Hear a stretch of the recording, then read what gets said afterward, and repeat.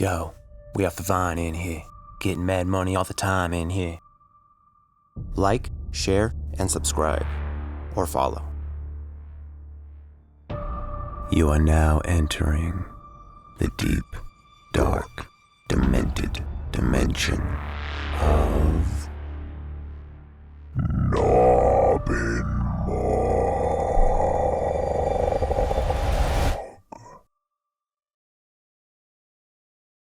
Off the Vine, a horror story. It seems like yesterday, I was on the vine, relaxing in the autumn sunshine. So how did I end up on this porch, mutilated, lobotomized, and rotting? Well, it was a sunny September day. There was a light breeze that kept what could have been a hot day a pleasantly cool day. The chatter in the patch was light and playful. It was autumn. There's no better time to be a pumpkin. It's when we reach our potential.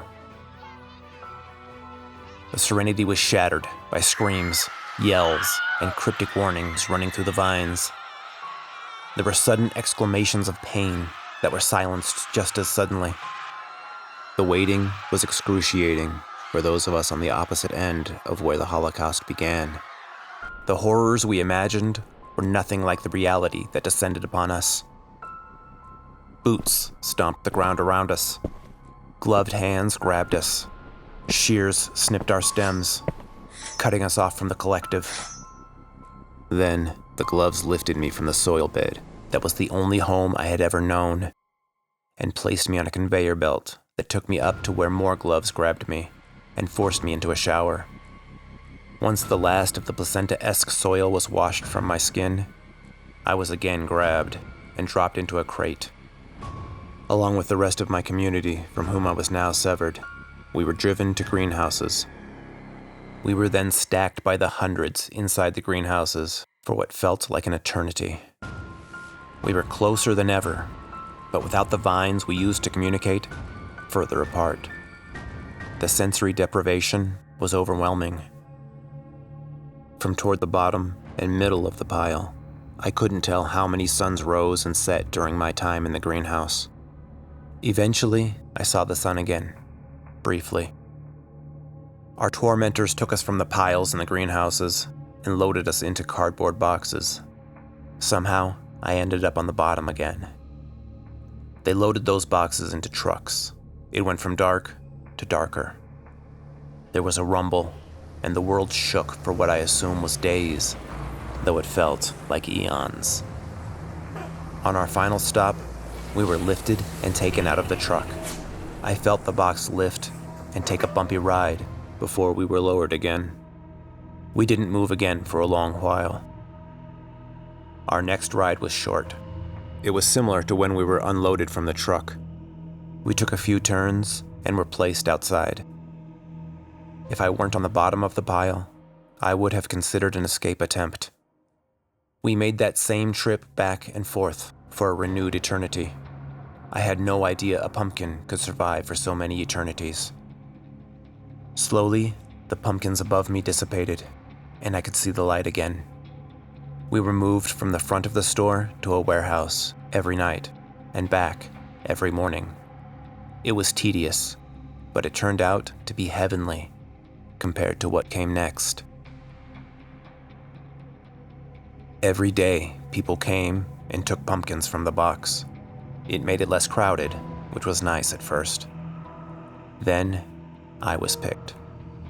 The people took me into the store, paid for me, and took me home. Home is where I learned what real horror was.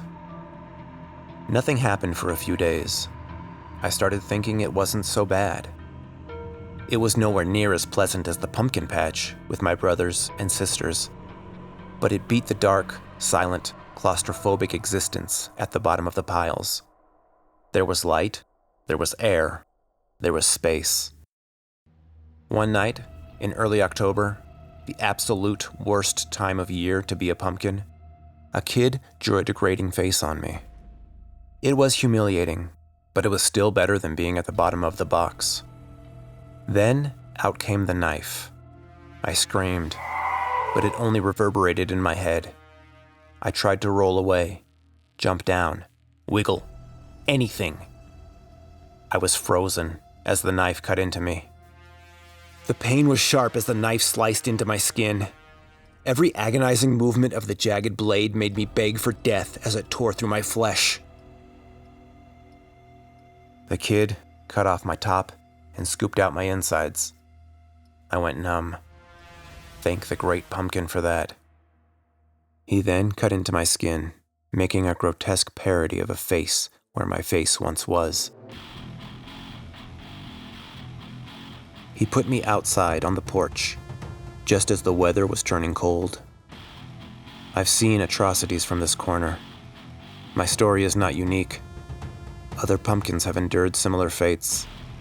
Many other pumpkins. I've seen through my disfigured eyes, pumpkins smashed and left for dead. I couldn't decide if I pitied them or if I was envious of their escape from this tortuous existence. I knew I still had a reason to exist.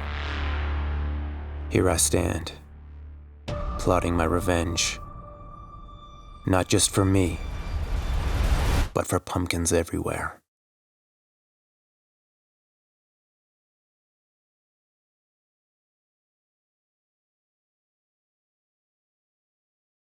The Guy with Charlie Productions.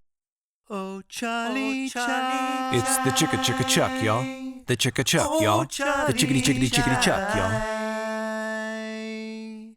Delightful.